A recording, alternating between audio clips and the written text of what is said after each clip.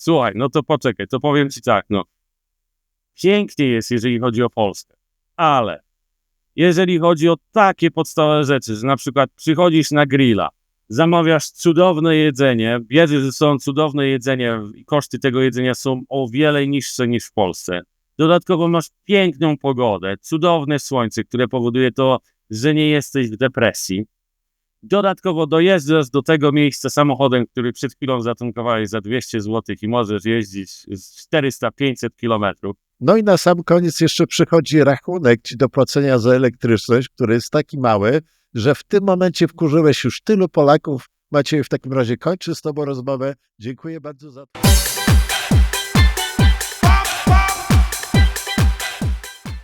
Witamy na kanale Polacy w Ameryce Łacińskiej. Tutaj Marek z Panamy i naszym dzisiejszym gościem jest osoba, która mieszka w największym mieście na półkuli zachodniej. Macieju, witamy na kanale. Cześć, siemano, miło, że mnie gościsz tutaj, słuchaj Marek. Macieju, takie krótkie pytanie. Ile masz lat i skąd jesteś z Polski? Mam 40 lat i urodziłem się w Gdańsku. A już dawno temu wyjechałeś z Polski? Jak to wygląda, jeżeli chodzi o mnie? Przyjechałem do Anglii, gdy byłem nastolatkiem. Mieszkałem w Anglii, skończyłem tam uniwerek, zrobiłem licencjat i magisterkę. No i po tym moja żona zauważyła mnie na imprezie studenckiej i tak się stało, że mnie importowała do Brazylii. I od 11 lat już mieszkam w São Paulo. Od 11 lat mieszkasz w São Paulo.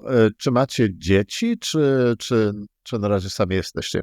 No słuchaj, mamy 2 dzieci, rewelacyjnych dzieciaków. Oliwia, która ma 7 lat i Antek, który ma 2 lata. Ale wiesz, co jest najgorsze w takich małżeństwach dwukulturowych i w ogóle? Powiem ci coś takiego między nami. Wybrać imię dla dziecka, że będzie pasować i w języku polskim, i po portugalsku, i po angielsku, żeby było takie, kurczę, wiesz, nie takie jak Maciej. Ale tutaj akurat masz bardzo łatwo, no bo w języku portugalskim to się używa 7 imion, więc obojętnie jakie chcesz, dodasz i jest okej. Tylko gorzej z wyrobieniem paszportu i zaklepaniem sobie Dokładnie. biletu lotniczego, no bo wszystkie 7 muszą się zgadzać. Ale w takim razie mówicie w jakim języku między sobą, w pracy, z dziećmi? Polski, czy portugalski, czy jaki? Słuchaj, rewelacyjne pytanie. Moja rodzina jest trójjęzyczna. Ja rozmawiam z moimi dziećmi po polsku. Moja żona Natalia, która jest Brazylijką z włoskimi korzeniami, rozmawia z nimi po portugalsku, a Natalia i ja komunikujemy się po angielsku, no bo poznaliśmy się w Anglii, słuchaj, no to jest taki nasz język miłości, taki wiesz, taki nasz specjalny. Ale to dzieci też trochę mówią po angielsku, czy Słuchaj, bardziej po do portugalsku? 5 roku życia był spokój z Oliwią, bo nie za bardzo kojarzyła, wiesz, tak wiesz, my rozmawiamy po angielsku, ona tak wiesz, nie, coś tam ktoś mówi, ale nie za bardzo kojarzy. Od 5 roku życia już zaczęła rozumieć i angielski przestał być po prostu naszym sekretnym językiem, jeżeli chodzi o komunikację. Ale to jest niesamowity plus właśnie, jak dzieci nauczą się 2, 3 języków i potem to się przydaje przez całe życie. A w takim przypadku, jak przenosi się ktoś, dajmy na to, w wieku przedemerytalnym i nagle, będę się uczył nowego języka, za bardzo to nie wychodzi. Wiesz, to jest jedna z najlepszych rzeczy, jaką mogę dać właśnie moim dzieciom. Taką dobrą edukację w takim sensie, że edukację językową, edukację, jeżeli chodzi o kulturową, jedna kultura, druga kultura, trzecia kultura i to jest tak, że no będą sobie wybierać potem, zobaczymy co i jak. Ale dobrze, poznałeś swoją obecną żonę, będąc w Anglii i wtedy mieliście do wyboru. Mieliście do wyboru Polskę, mieliście do wyboru Anglię, mieliście Brazylię, a być może spakować się i pojechać w jeszcze inne miejsce, do innego kraju. Dlaczego akurat wyszła wam Brazylia? Słuchaj, bardzo dobre pytanie, a odpowiedź na to jest bardzo trywialna. Polega ono na tym, że moja żona w tym czasie miała tylko i wyłącznie włoskie obywatelstwo, bo wyrobiła sobie, miała tylko i wyłącznie brazylijskie obywatelstwo, bo włoskie obywatelstwo wyrobiła sobie dopiero potem, tam 3-4 lata potem, na podstawie swoich dziadków, którzy przyjechali z Włoch i tam pradziadków. I w tym czasie musiała wracać z Anglii do Brazylii, bo jej się skończyła wiza studencka, bo skończyła studia i musiała wracać. Wróciła do domu, do Brazylii, ubiegała się o pracę i w Europie, i w Brazylii i dostała tą pracę w Brazylii. A ja w tym czasie kończyłem moją pracę magisterską, pisałem ją o Brazylii, pisałem o wpływie mediów socjalnych na protesty, jeżeli chodzi o Brazylię i o impeachment, czyli obalenie prezydenta w tamtym czasie brazylijskiego. No i słuchaj, wyszło na to, że ja przyjechałem tylko tak na takie wakacje, na tak po skończeniu uniwersytetu i miał być rok tylko, a ten rok się przerodził w 11 lat. Ale Brazylia nie jest takim bardzo popularnym kierunkiem, jeśli chodzi o osoby, które szukają możliwości na przykład łatwego prowadzenia biznesu, ponieważ podatki, wiadomo, w Brazylii są bardzo wysokie. Ale znowu z drugiej strony Brazylia jest bardzo popularnym punktem, jeśli chodzi o, nie wiem, szukanie sobie żony. Czy tak jest, czy to jest tylko taka teoria, nie zgadza się? Słuchaj, są dwie takie podstawowe rzeczy. Jeżeli chodzi o rynek brazylijski, no to jest kraj kontynentalny. To jest, żeby, wiesz, ludzie skojarzyli, jak duża jest ta Brazylia. To Brazylia jest tak duża, jak bierzemy Lizbonę, bierzemy Moskwę i dołączamy do tego wszystkie Wyspy Brytyjskie, dołączamy do tego północną Europę razem z Norwegią, Finlandią, Szwecją i tak dalej, i do tego Bałkany, Grecję, Włochy.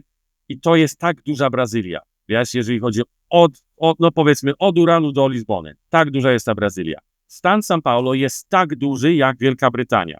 To jest, słuchaj, coś takiego, co ludzie muszą, wiesz, wyobrazić sobie i zapamiętać. Jeżeli chodzi o prowadzenie biznesu w Brazylii, to nie jest prostą rzeczą. Tak jak jest powiedzenie tutaj w Brazylii, że Brazylia nie jest dla początkujących. Ale jest jeden taki pozytywny wydźwięk tego wszystkiego. Jeżeli poradzisz sobie w Brazylii, jeżeli poradzisz sobie w São Paulo, to już nic na świecie nie jest ci straszne, wiesz, już dasz radę wszędzie, już pływasz wszędzie, już wiesz, już jest okej. A tak jak wspominałeś o tym, że niby, wiesz, przyjeżdża się tutaj szukać kobiety, to mamy coś takiego, generalnie mówiąc, obcokrajowcy, ekspaci, emigranci i tak dalej, w Brazylii, że my mamy taką łatkę gringo. Co to oznacza gringo, słuchajcie, w Brazylii? W Brazylii to jest pozytywna rzecz. W Argentynie to nie bardzo, w Ameryce Łacińskiej to też taki obcokrajowiec i tak dalej, a w Brazylii gringo, no słuchajcie, bożyszcze, no kurczę, piękny, półbóg prawie, że. Dlaczego?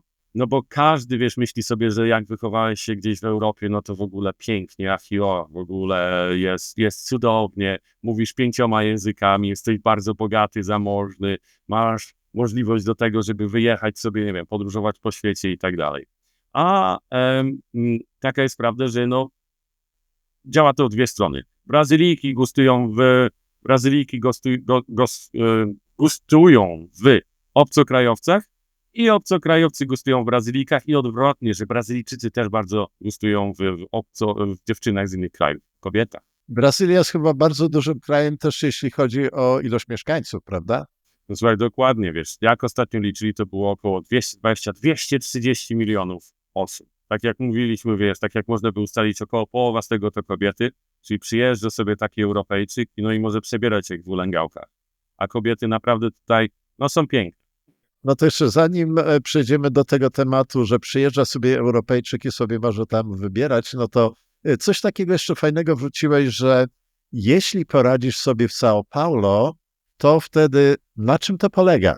No to co takiego dziwnego jest akurat w São Paulo, że trzeba sobie z tym radzić?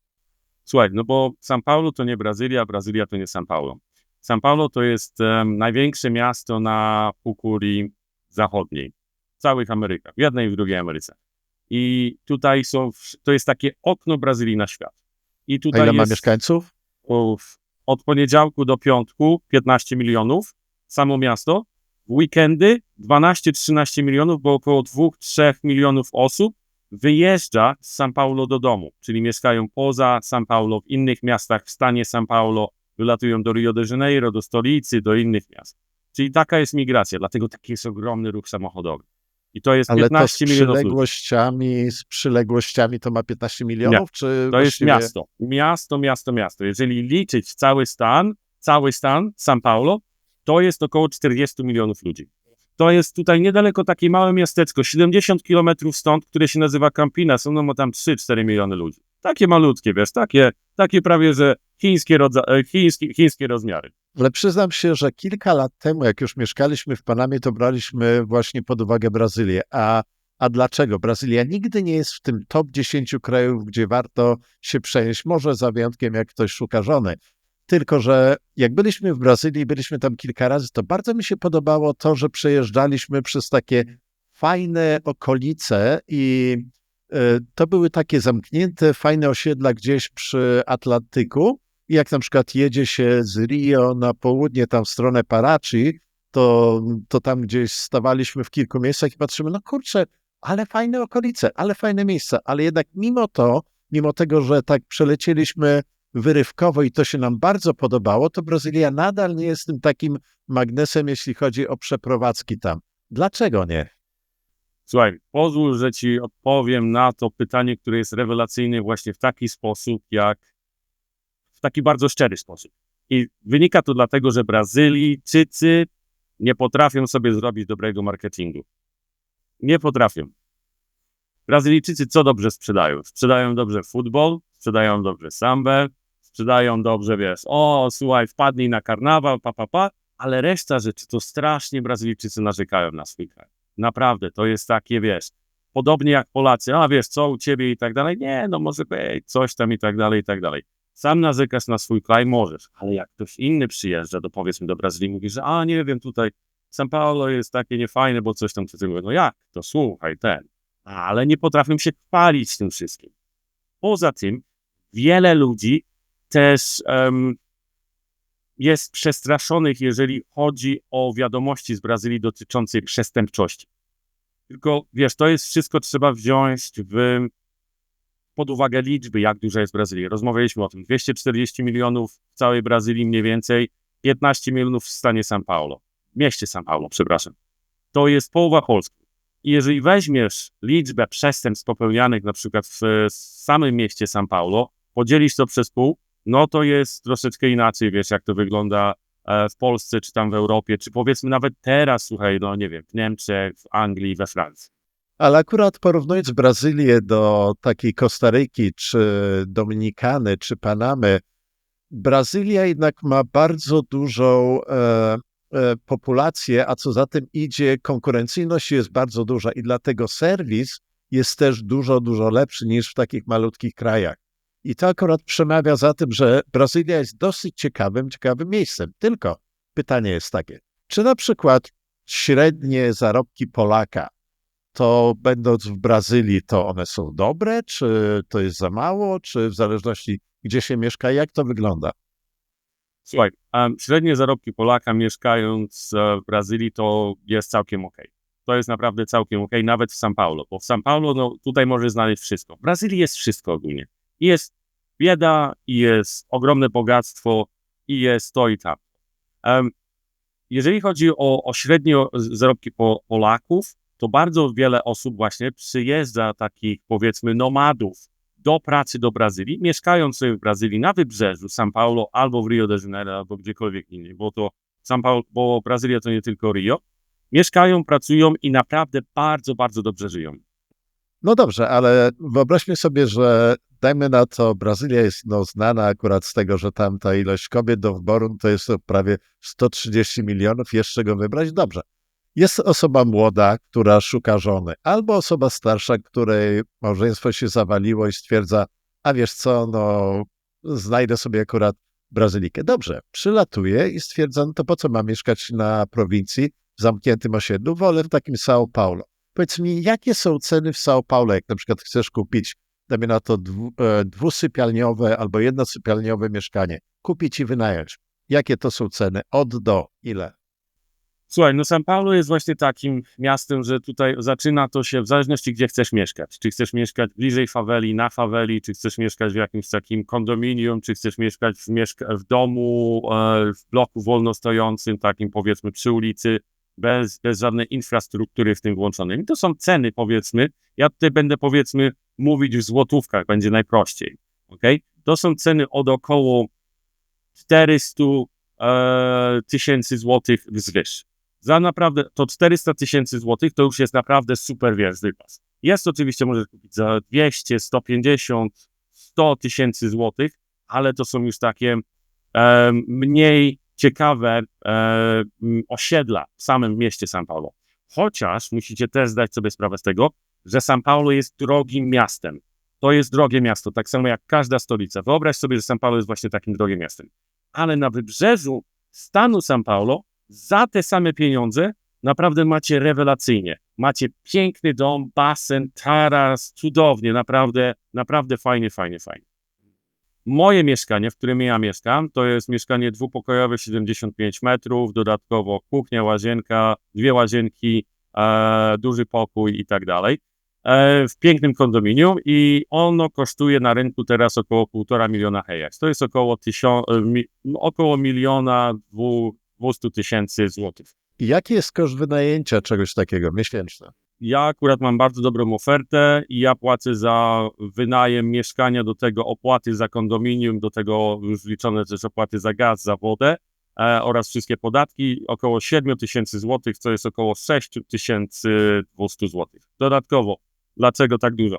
Bo w moim kondominium mamy 3 poziomy parkingu, mamy ładowarki do samochodów elektrycznych, mamy sklep, mamy myjnię samochodową, mamy 3 baseny, saunię, siłownię, biuro do pracy, mamy też bibliotekę, mamy taki fajny miejsce do wypoczynku z basenami, z palmami, z tego rodzaju rzeczami. Ogólnie mówiąc tak, południe Brazylii drogie, dobrze rozwinięte, północ Brazylii tańsza, mniej rozwinięta, ale znajdują się też takie pocket, takie miejsca, w których właśnie jest cudowna infrastruktura. Taka, powiedzmy, infrastruktura, podobnie tak jak mówiłeś, to co macie na Panamie, w Panamie, że no, osiedle zamknięte, jeżeli chodzi o domy albo mieszkania, bloki i tak dalej, i tam po prostu, no nie musisz stamtąd wychodzić, bo masz wszystko. Ale powiedz mi, czy Brazylia jest akurat dobrą opcją? Dajmy na to, chciałbym się z żoną przenieść do Brazylii. Nie chcemy mieszkać w dużym mieście, ale chcemy mieszkać gdzieś w miarę blisko dużego miasta, dajmy na to 1,5 godziny, góra 2 godziny, żeby dojechać. Znajdziemy sobie tam fajne community. Mamy lotnisko międzynarodowe, gdzie akurat można dolecieć i mamy tą bardzo dobrą infrastrukturę, o którą jest ciężko w innych krajach Ameryki Łacińskiej. Czy to jest dobre rozwiązanie? Czy nie ma tam jakichś minusów właśnie z tym związanych, że to jest może zbyt daleko, może przestępczość? Jak to wygląda? Wygląda to w taki sposób, że tu już są właśnie takie drobne społeczności, jest pełno właśnie takich miast, miasteczek i w ogóle ciekawych miejsc w Brazylii. Jest na przykład bardzo ciekawe miasto-wyspa, które się nazywa Florianopolis i ono słynie z tego, że to jest naprawdę piękne, bezpieczne, cudowne, surfing, w ogóle, to jest no raj na ziemi, słuchaj. Niektórzy mówią, że Rio de Janeiro, ale Rio de Janeiro to stan i miasto, a dookoła Rio de Janeiro tu już też są innego rodzaju miasta. Tam też się można przeprowadzić. Podobnie w São Paulo, słuchajcie. Miasto São Paulo, fajnie, 1,5 godziny, 70 kilometrów, w zależności od ruchu drogowego, od około godziny do 1,5 godziny, jest wybrzeże São Paulo i tam cudowne, strzeżone takie osiedle, do którego możesz wjeżdżać, wyjeżdżać, bardzo bezpieczne, z całą infrastrukturą, jaką potrzebujesz, nazywa się Riviera São Lourenço. Cudowna rzecz, mamy tam domek letniskowy, ludzie mają też mieszkania, domki, mieszkają tam albo pół roku, albo 3 miesiące, albo rok. Naprawdę rewelacja. I cała infrastruktura jest tam dostępna. To jest wszystko pięknie. Myśmy akurat z żoną bardzo przyglądali się, wspomniałeś o Florianopolis, właśnie Florianopolis, bo to południe Brazylii jest takie zupełnie inne. Ono jest tak dużo bardziej bezpieczne. I jest tak, że to jest akurat taka bardzo fajna, ciekawa okolica, ponieważ no, mają piękne plaże i tak jak właśnie wspomniałeś Florianopolis, no to właściwie no, ono mieści się tak częściowo na tej wyspie, częściowo nie, ale znowu ta cała wyspa, no to też ją można objechać. Myśmy myśleli, żeby nawet wpaść sobie na cały miesiąc albo na 2 miesiące i zobaczyć i przyjrzeć się temu, ale tutaj jest taki mały kruczek. Z tego, co mówisz, no to tutaj jest fajnie, prawda, blisko São Paulo, znowu my znamy te rejony bliżej Rio, też było fajnie, to fajnie wyglądało. Teraz Florianopolis, no to jest w ogóle jeszcze lepsze miejsce od tych wszystkich. Ale mimo tych wszystkich plusów Brazylia nadal nie jest tym takim magnesem dla obcokrajowców, żeby przenosili się tam ani na emeryturę, ani za bardzo, żeby prowadzić biznes. Zostawmy ten biznes może sobie, ale dlaczego właśnie do Brazylii ludzie na emeryturę nie przenoszą się? Dlaczego? Dobre pytanie, słuchaj. No i odpowiedziałbym ci na to może w taki sposób, że Brazylia też nie jest prostym krajem. W takim sensie, że czasami biurokracja potrafi doskwierać. Ale jest też oczywiście, jest problem i jest rozwiązanie tego. Można sobie poradzić z biurokracją, wynajmując lokalną osobę, która załatwia biurokracyjne sprawy za ciebie. Dodatkowo, jeżeli chodzi o to, to wiele osób właśnie wiele osób nie było jeszcze w Brazylii i wierzy w to, jaki Brazylia ma PR, jaki ma marketing, że wiesz, że przyjeżdżasz do Brazylii, o Boże, zamordują ciebie, zastrzelą ciebie, w Rio de Janeiro to nawet nie oddychaj, wody nie możesz pić. Niektórzy przyjeżdżający do mnie tutaj osoby na wakacje pytają się mnie, słuchaj, czy ja mogę pić wodę, czy mogę się kąpać w wodzie tutaj, która leci z kranu, no. Ale tutaj akurat wspomniałeś o czymś takim, no to muszę tutaj wytłumaczyć naszym widzom. To polega na tym, że mój instruktor na gym pyta się mnie, słuchaj, w tej Polsce to tam ciągle mordują ludzi i tak, skąd ci takie coś przyszło do głowy? Mówi, słuchaj, ja oglądam na Netflixie polskie filmy i prawie każdy polski film, no to jest o tym, że tam jacyś gangsterzy uganiają się i tak dalej. Stąd też to, co się widzi w mediach, to nie jest zawsze prawda. I znowu z drugiej strony, jak się ogląda film o Brazylii, to tam nic, tylko w więzieniach jakieś rozruby, są jakaś strzelanina i tam no to najłatwiej jest po prostu zginąć.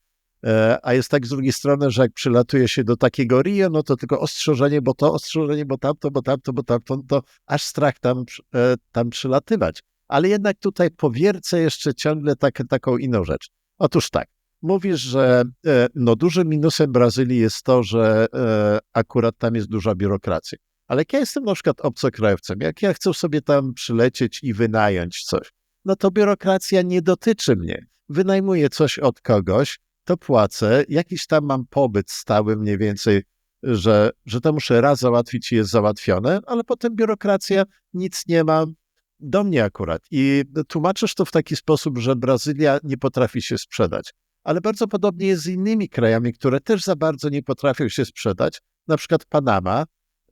Akurat Kostaryka to robi bardzo dobrze, Panama za bardzo nie, ale mimo to i tak ludzie walą tutaj, no bo oni odkryli tą Panamę.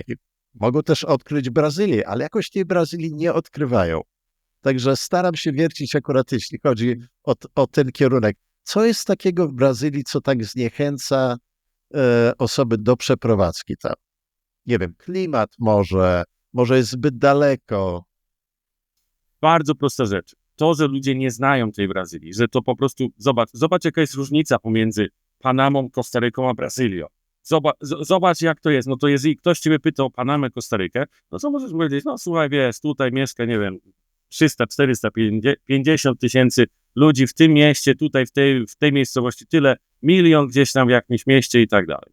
No ale jeżeli mówimy o Brazylii, no to stereotypy są takie, słuchaj, że w Brazylii mówi się po hiszpańsku, że w Brazylii, słuchaj, to stolica Brazylii to Buenos Aires, że w Brazylii no to tylko Amazonia i z drzewa na drzewa się skacze. No bo słuchaj, wiesz, no takie są standardy. No ale jeżeli z mojego doświadczenia i osoby, które przyjeżdżają tutaj na wakacje odwiedzić, czy zrobić jakiś biznes, przyjeżdżają i mówią tak, na początku zadaję mi pytanie, Maciek, czy ja mogę pić wodę? Maciek, czy mogę wyjść na dwór? Czy mogę mieć telefon ze sobą? Czy mogę zapłacić? Czy muszę wymieniać pieniądze? Czy mogę płacić bezkontaktowo? A później się okazuje, że po 2 dniach rewelacja, słuchaj, chcę wracać, jak mogę się przeprowadzić?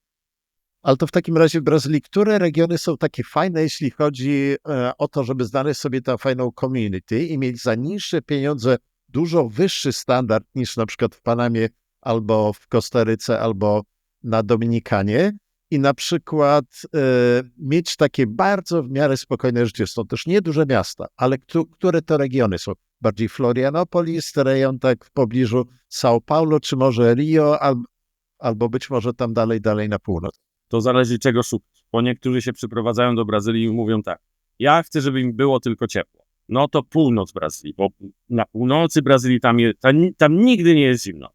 Niektórzy mówią, ja się chcę przeprowadzić do Brazylii, ale chcę, żeby było w miarę taki klimat europejski. No to południe, to Rio Grande do Sul, tak, że czasami tam się pojawia szać i tak dalej. Z reguły polecam, słuchajcie, wybrzeże Brazylii, bo wybrzeże Brazylii jest najbardziej zurbanizowane. Tam jest wszystko, jak zobaczycie na rozdział ludności, to jest właśnie tak. Na wybrzeżu jest najwięcej ludzi, a wewnątrz jeszcze nie. Jeszcze tym interior to jeszcze nie jest tak bardzo rozwinięty, skolonizowany, tak to nazwijmy. Ludzie na przykład przyjeżdżają, ktoś chce powiedzieć, że dobra, chcę przyjechać do Brazylii, osiedlić się i będę pływał na kajtach. No to Fortaleza, na północy Brazylii. Ktoś mówi, że ja chcę przyjechać i mieszkać w dżungli. No to proszę, Manaus. Zapraszam. Jeżeli ktoś mówi, słuchaj, ja chcę przyjechać do Brazylii i mieszkać, być takim artystycznym podejściem, takie dżungla, troszeczkę faweli, troszeczkę czegoś innego, no to Rio de Janeiro. A jeszcze zupełnie inaczej, tak jak mówisz, no to Florianopolis to jest takie właśnie połączenie brazylijskości i europejskości. Tutaj akurat pociągnę bardziej w tą stronę biznesu. Akurat Brazylia nie jest znana jako kraj, gdzie warto przenieść biznes. I tutaj chyba chodzi też o podatki i jak wspominałeś o tą biurokrację. Czy to jest prawda, czy jednak warto przenieść biznes do Brazylii? Słuchaj, przenosić biznesu nie, ale zacząć biznes gdzie indziej, w szczególności w Europie czy w Stanach Zjednoczonych i później stworzyć oddział tego biznesu w Brazylii jak najbardziej. Dlaczego? Brazylijczycy uwielbiają wszystko, co pochodzi ze Stanów Zjednoczonych czy z Europy. To jest naprawdę piękna rzecz. Teraz jest bardzo duży napływ Koreańczyków oraz Chińczyków, jeżeli chodzi o Brazylię. Dlaczego?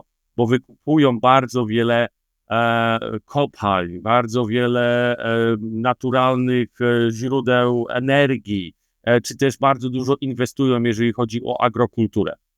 To jest naprawdę cudowna rzecz, jeżeli chodzi o Brazylię, że tu jest rynek na wszystko, jednakże jest problem, jeżeli chodzi o obwarowania rządu brazylijskiego, żeby obcy kapitał nie wchodził i nie drenował tego kraju z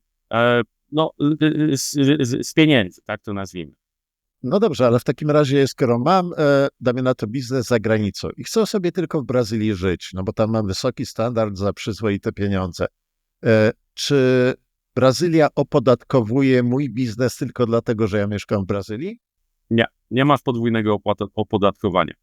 W większości krajów europejskich i na całym świecie Brazylia ma podpisane umowy międzynarodowe dotyczące tego, że tam, gdzie płacisz podatki, tam, gdzie masz rezydenturę, powiedzmy, stałą, tam płacisz podatki. Można to też tak zrobić, że po prostu mieszkasz na stałe na papierze gdzieś w Europie i tam płacisz podatki, tam się rozliczasz, a w Brazylii jesteś po prostu na wakacjach. No tak, ale z drugiej strony jest tak, że ja może sobie mieszkam w Boliwii, ja sobie może chcę mieszkać w Paragwaju albo w Kostaryce. Ja wtedy nie płacę żadnych podatków od tego mojego dochodu z zagranicy, ale przeprowadzę się do Brazylii i Brazylia wtedy mówi, no, ale u nas nie ma takiego prawa i musisz płacić. Tak jest? Musisz? To zależy, bo to też zależy, wiesz, czy ty masz zarejestrowany dochód w Brazylii, czy wpływają tobie na konto pieniądze, które pochodzą z biznesu, czy to są twoje prywatne pieniądze. To też wiele rzeczy zależy. Dlatego, tak jak mówię, że Brazylia nie jest dla początkujących. Wiesz, to też musisz zrozumieć, że Brazylia jest państwem stanowym, tak jak Stany Zjednoczone, czyli że każdy stan ustala też sobie wewnętrzne podatki i dotyczące limitów i innych rzeczy. Dlatego to nie jest takie proste, że właśnie stan São Paulo jest najbardziej takim przyjaznym, jeżeli chodzi o podatki i tak się najbardziej reklamuje, z takim oknem na całą Brazylię. A inne stany to już nieco inaczej. Z tego, co słyszałem akurat, nie jestem tego pewien, ale coś w tym chyba musi być, że akurat w Brazylii czegoś takiego nie można zrobić, że sobie tam mieszkam, żyję, dochód mam z firmy, to jest mój dochód i na przykład ta firma wypłaca mi w Brazylii i nie muszę od tego podatku płacić. Czegoś takiego nie ma. Brazylia na coś takiego nie pozwala. Wiele krajów nie opodatkowuje ciebie, to jest tak zwany podatek terytorialny. Jak prowadzisz biznes u nas, musisz płacić podatki. Z tym, że Brazylia jest bardzo dobrym miejscem, żeby właśnie na przykład wystartować biznes albo go nawet prowadzić z tego względu, ponieważ ma bardzo dużą populację. powodzenia, jak chcesz na przykład otworzyć biznes i prowadzić go w oparciu na klientów, którzy mieszkają w Paragwaju, albo ci, którzy mieszkają w Brazylii, dajmy na to w Boliwii, no bo tam mieszkasz. Czy na przykład w Kostaryce, czy w Panamie. Za bardzo tego się nie da zrobić. W Brazylii to można zrobić. Ale wróćmy do tego, już tak ponad dekadę mieszkasz w Brazylii. Czy zauważyłeś, że na przykład sytuacja w Brazylii w porównaniu z sytuacją w Europie, czy ona jest taka sama, jaka była 10 lat temu, czy to się trochę zmieniło w ciągu tej ostatniej dekady? Dobre pytanie, słuchaj, gdy przyjechałem do Brazylii, to Brazylia zaczęła wchodzić w kryzys. I każdy mówił, szkoda, że nie przyjechałeś wcześniej, bo widziałbyś, jak się pięknie Brazylia rozwija. A ja patrzę na tą Brazylię i ona wygląda, kurczę, no super, rewelacja.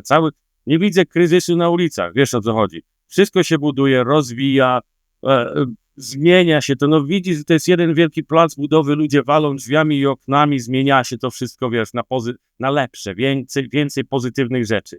Zmiany, nowoczesne technologie, które są szybko adoptowane przez Brazylijczyków.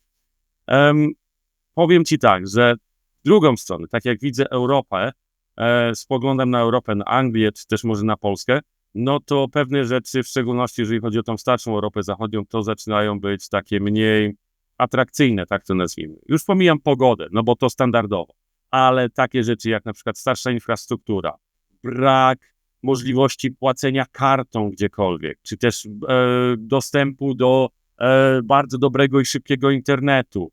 Jeżeli chodzi o infrastrukturę, poruszanie się komunikacją miejską. São Paulo ma największe metro na całym świecie, słuchajcie, największą liczbą osób operuje na całej półkuli zachodniej.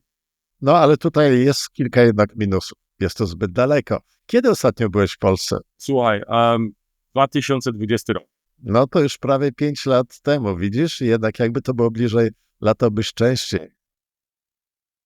A czy na przykład styl życia w Brazylii bardzo różni się od tego stylu życia w Europie? Tak, a różni się dlatego, że tu chodzi o Brazylijczyków. Brazylijczycy są bardzo otwarci i dlatego to też jest właśnie coś takiego pięknego, czego się nie da wytłumaczyć. Gdy tutaj przyjedziesz, to po prostu zobaczysz, jak ludzie są mili, otwarci, ciekawi ciebie i chcą ciebie faktycznie poznać, chcą z tobą porozmawiać, chcą z tobą się w pewien sposób połączyć, żebyś ty już był ich kolegą, przyjacielem, że no po pierwszym spotkaniu to już ciebie zapraszają na urodziny dziecka, żebyś przyszedł i w ogóle pobawił się z nimi. Jak mnie zaprosili na urodziny dziecka, to pomyślałem sobie, no ale po co mam tam iść? Na urodziny dwulatka? Okazało się, że to są urodziny dwulatka, ale też jest impreza dla dorosłych i w ogóle poznajesz się masę osób i jest naprawdę cudownie.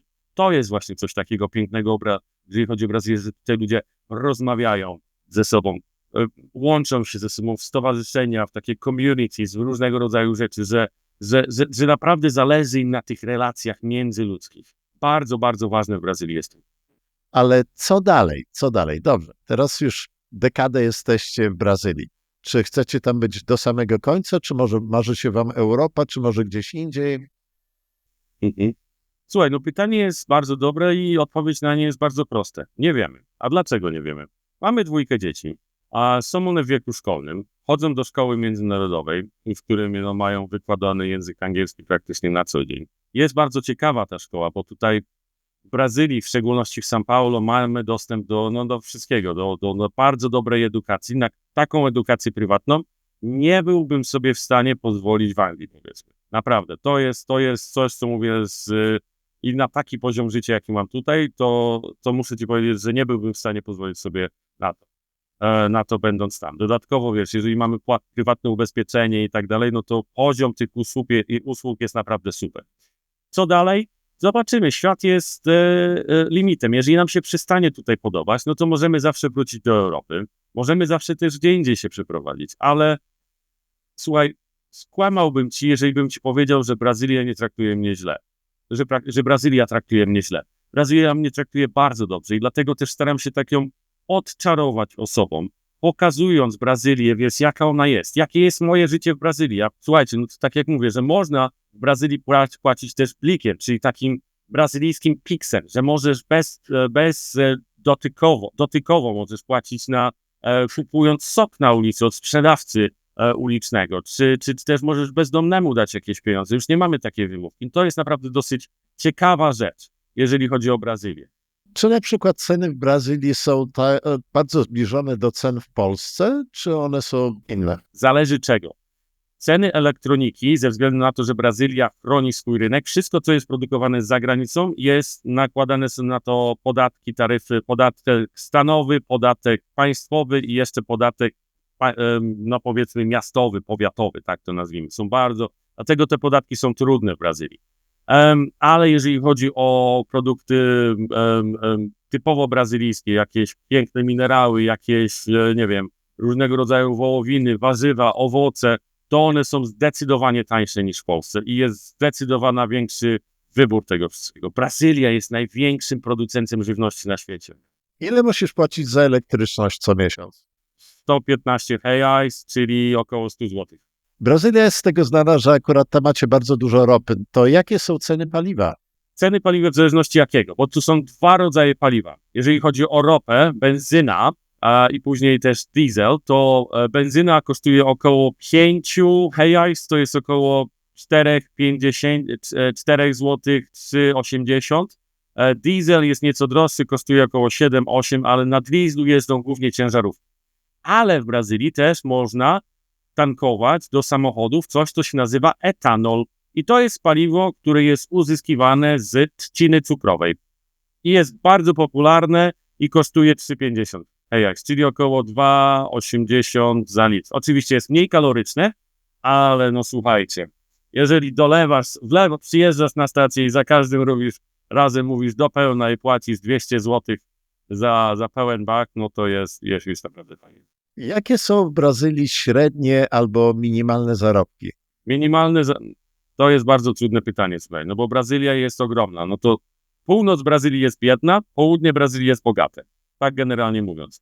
Uśrednione zarobki to jest około 2 do 3 tysięcy reais, czyli około 2000, 2,5 tysięcy złotych. Takie są mniej więcej zarobki podstawowe, taka baza podstawowa. Jeżeli chodzi o São Paulo, to São Paulo jest bogatym stanem, jest też drogim stanem, no i zarobki są tutaj też zdecydowanie wyższe. Żeby żyć na fajnym, naprawdę komfortowym poziomie, osobiście, indywidualnie tutaj, to jeżeli zarabiasz powiedzmy około 20-30 tysięcy złotych, to już naprawdę masz cudowne życie w Brazylii. To jakbyś na przykład dzisiaj musiał wrócić do Europy, zabrać całą rodzinę i wrócić, to wybrałbyś Polskę czy Anglię? Wydaje mi się, że wybrałbym Polskę, dlatego że że chodzi tutaj o jakość życia. Że mieszkając w okolicach Londynu czy w Londynie, to koszt i jakość życia nie moglibyśmy sobie pozwolić na bardzo wysoki, bardzo dobry poziom życia. W innych miastach to już pogoda troszeczkę tak bardziej zaczyna doskwierać, jeżeli chodzi o północ Anglii, Manchester i tak dalej. A Polska w ostatnich latach, z tego co się słyszy, z tego co ludzie opowiadają, to naprawdę zrobiła się bardzo przyjemnym miejscem do mieszkania. Bardzo wiele dobrych rzeczy się zaczyna dziać w Polsce. Pomijając już oczywiście te bolączki codzienne, ale naprawdę jest bardzo skoczyła, jeżeli chodzi o te wszystkie rankingi, styl życia, możliwość pracy, mieszkania. Wyobraź sobie po mieszkaniu w Brazylii, mieszkanie w Polsce i nie wiem, podróżowanie po Europie to już jest pikuś. Słuchaj, no to poczekaj, to powiem ci tak, no. Pięknie jest, jeżeli chodzi o Polskę, ale jeżeli chodzi o takie podstawowe rzeczy, że na przykład przychodzisz na grilla, zamawiasz cudowne jedzenie, bierzesz ze sobą cudowne jedzenie i koszty tego jedzenia są o wiele niższe niż w Polsce. Dodatkowo masz piękną pogodę, cudowne słońce, które powoduje to, że nie jesteś w depresji. Dodatkowo dojeżdżasz do tego miejsca samochodem, który przed chwilą zatankowałeś za 200 zł i możesz jeździć 400-500 kilometrów. No i na sam koniec jeszcze przychodzi rachunek ci do płacenia za elektryczność, który jest taki mały, że w tym momencie wkurzyłeś już tylu Polaków. Maciej, w takim razie kończę z tobą rozmowę. Dziękuję bardzo za twój czas. No i może spotkamy się w Brazylii przy naszej następnej okazji. Mam nadzieję. Zapraszam, słuchaj, do Brazylii, do siebie. Zapraszam na wakacje, zapraszam ciebie, przyjedźcie do rodziny. Zobaczycie piękną Brazylię i się w niej zakochacie. Nie będziecie chcieli z niej wyjeżdżać. Być może tak będzie. Dziękuję, Maciej. No trzymaj się. Na razie. Dzięki, cześć.